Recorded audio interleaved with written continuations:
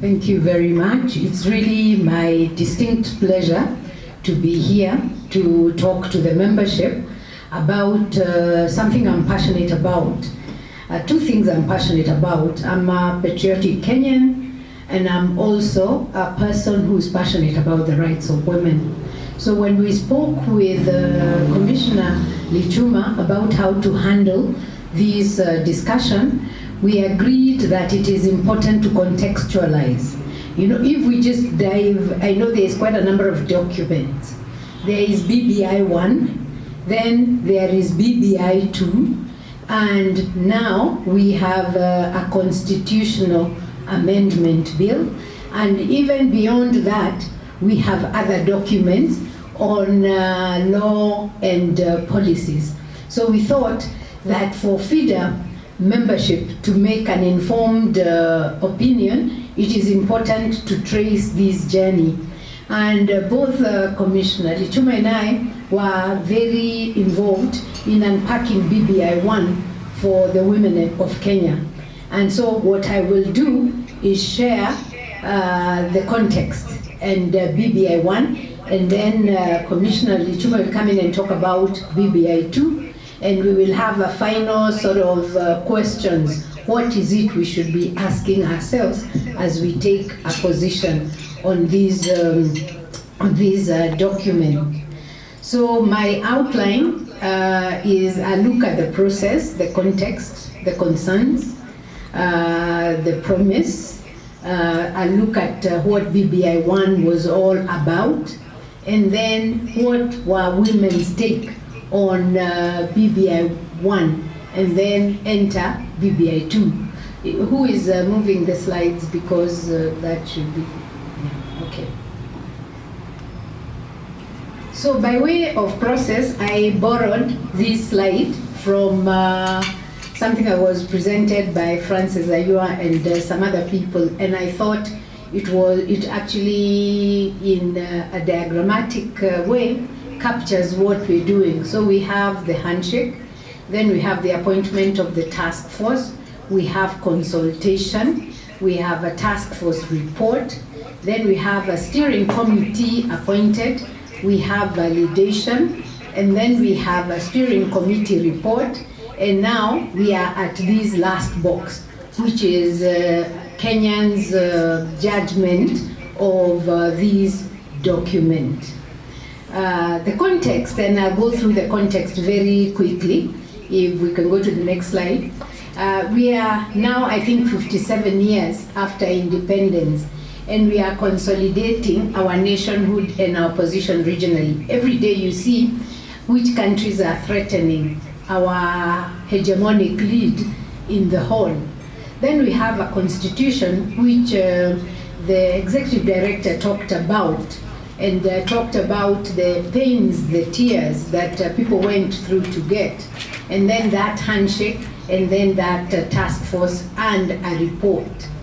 And I think one has to look at, you look at BBI by looking at Kenya as a maturing nation, which is coming of age, and the need for a national bond through ideals, as opposed, we need to go to the next slide, through ideals as opposed to just blood ties, with a vision for the future, need for trust both amongst ourselves, that is horizontally, but also trusting those who rule over us. Another context is the youth bulge. Our population is 65% youth, and I want us, when we talk about 65% youth, to remember that many times when people talk about youth, it is usually a young man, and the question is, where are the young women? And then there is a question of the rule of law. The other concern as we mature as a nation is to enhance our national and individual incomes. People want to do better, individually, but also corporately. And then the need for a national, all-inclusive and encompassing conversation. So it is, and this is why this kind of gathering is very important, that we go through the document and decide what is it that we want. The key concerns under BBI, when BBI 1 was couched, were people's safety and security, the need to re-engineer leadership, the need to reform the public service, and the need to be sensitive to the diversity of our population. So we are looking here at people with disabilities, the youth, elderly, men, women, and there was also concern to address injustices. So what was the promise? The promise of BBI was to address governance and development challenges in post-independent Kenya, and also to address elections-related conflicts. Remember, we've had tribal ethnic clashes from 1992 to 2007, and I think that was the worst, the post-election violence. And while the 2010 Constitution was to resolve these underlying issues, remember Agenda 4, you know, because we've had so many rapid transitions. Many of us probably wonder what was Agenda 4. If you remember, when the late Kofi Annan came to Kenya to stop to have the talks to stop the post-election violence, they came up with Agenda 4. And actually one of the things from Agenda 4 was the Constitution being birthed. Then of course we've had power contestation, election-related conflicts are still endemic. I mean, when you look at what happened after 2013 and 2017, we can see that we are still dealing with the same old, same old. So with the March 2018 handshake, the two principles say that there are changes that are required in our system of governance for us to succeed, and we have been in a process of reform for the last 20 years, yet despite all the reforms, we continue to have deep and bitter disagreements. Ethnic antagonism and divisive political competition has become a way of life. So both His Excellency the President and Raila Odinga agreed to launch the BBI initiative that aims to create a united nation for all Kenyans living today and for all future generations.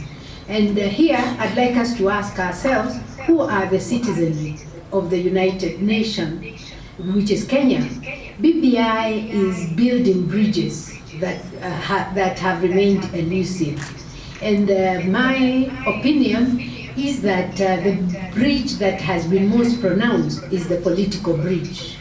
And we need to go beyond the political bridge to building a bridge between the genders. Why are we still fighting between men and women and wondering whether women should get positions in parliament? Why is the 2/3 gender rule still such a contested issue that is currently the subject of many court matters?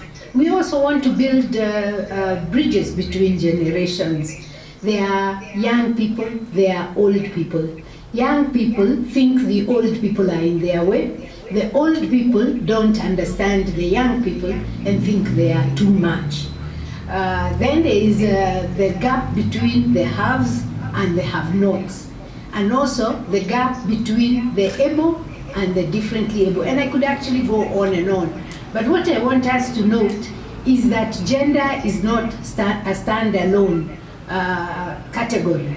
In all these other spaces, the have and have-nots have women, the generations have men and women, the able and differently able also have men and women. So what were BBI 1 core issues? The report looked at ethnic antagonism and competition. There were 9 issues.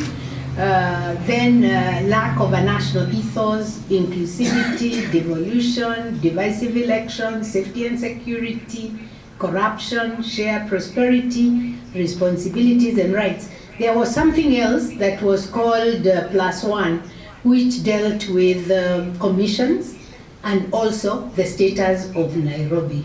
And I'm sure you've had those discussions. So a BBI synopsis, and I'll go through this very quickly. It called for a national conversation to address underlying issues. And it was looking at national ethos, for instance, that we should be comfortable in African cultures.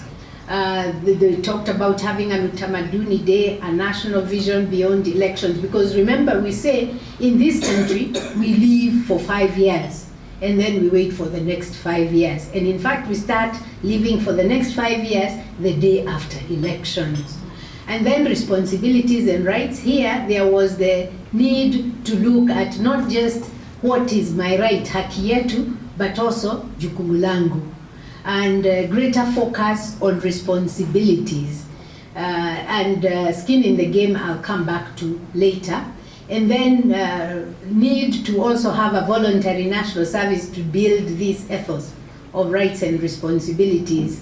Then they share prosperity, the need for a new economic paradigm, tax incentives for youth, legal compulsion for 70% to be used on development, and only 30% of the expenditure to be on recurrent expenditure, which is actually not what we have now.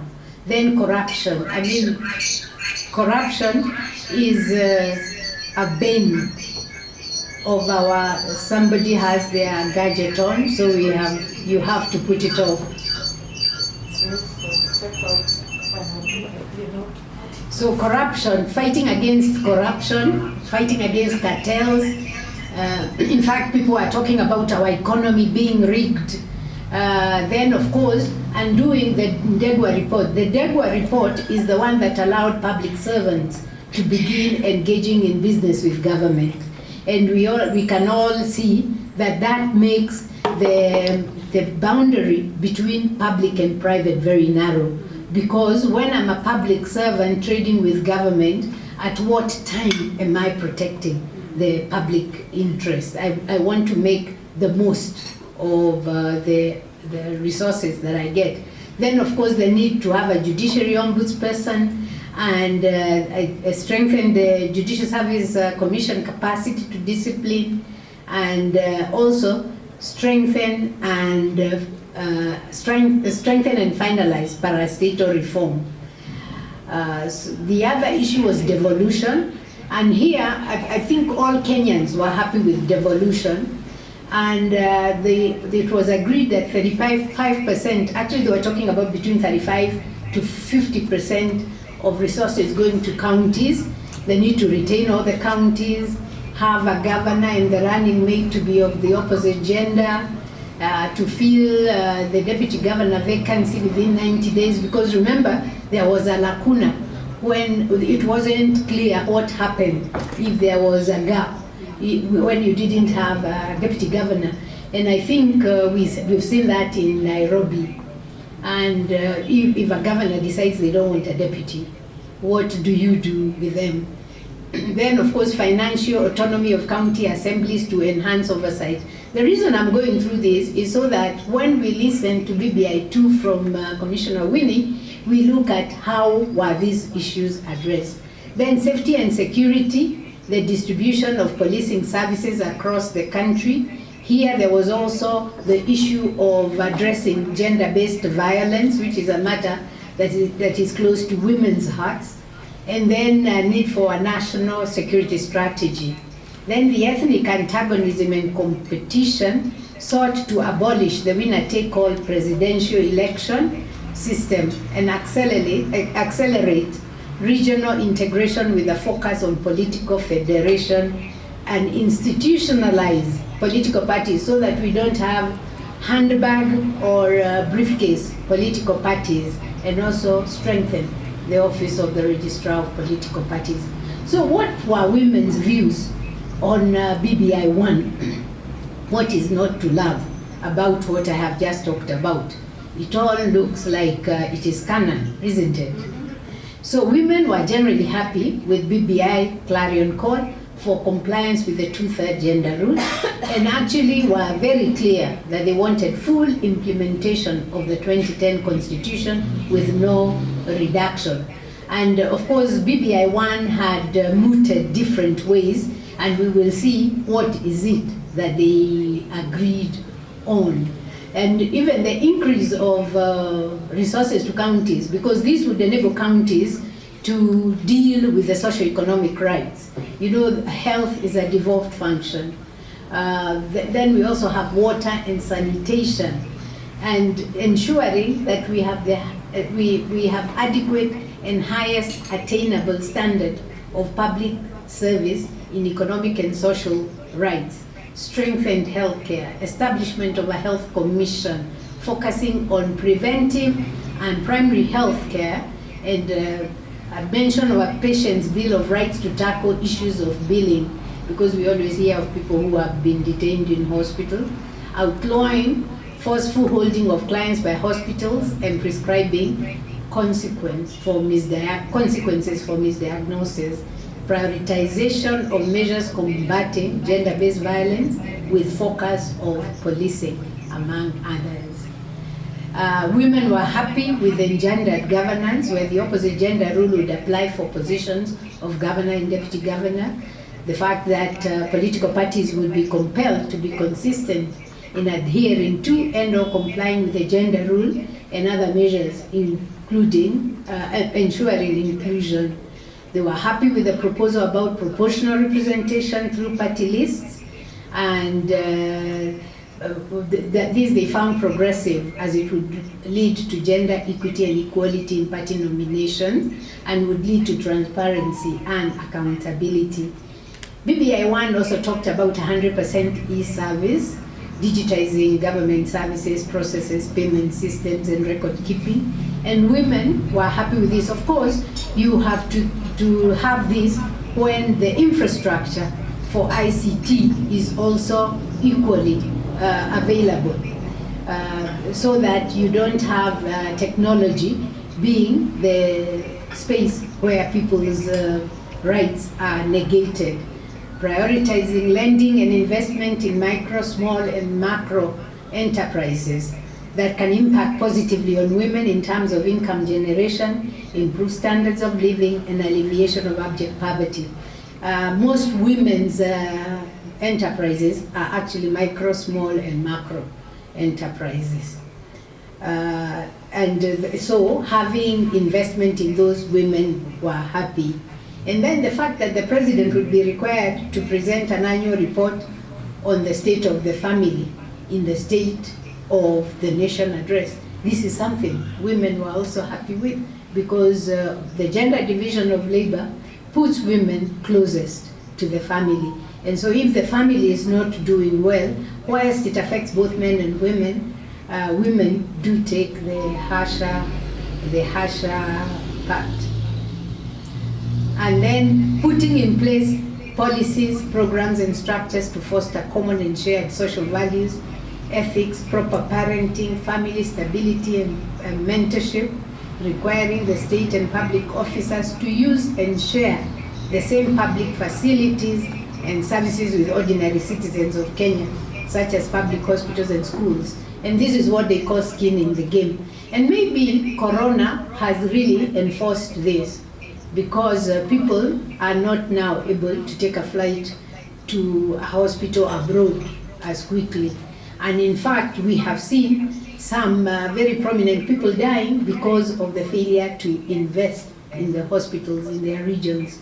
So the skin in the game is illustrated in this place where a politician, somebody is trying to take the politician to the general hospital and say, no, you can't bring me in here, I'm a politician. And then they're being told, it's your project, sir. But that is really the skin in the game, that if you are a public officer, you should actually fraternize or patronize public spaces.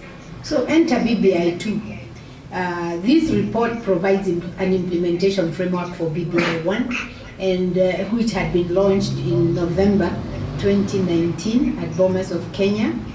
BBI 2 is an implementation as opposed to a diagnostic report.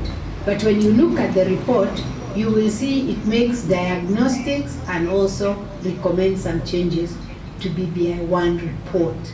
There is a focus on different changes, constitutional, then provides an overview assessment of legislative, administrative, and policy changes. BBI 2 implementation report was presented to the principals in Kisii on 21st October 2020 and formally launched on 26th October 2020. So if you look again, here is a diagrammatic again borrowed from the Iowa et al. Report, and this, you can see that the steering committee report, and from it then you have policy and administrative actions, and the 12 policy guides, Constitution of Kenya Amendment Bill 2020, statutory reforms, there are 12 bills, and then consultations and drafting, 12 or more policies, consultations, refinements, legislative process refinement, and then at the end, for the constitutional changes, you see this is where we concentrate a lot, which is the referendum, but there are equally other measures that could be taken. So I'd like to end there and give my colleague an opportunity to present.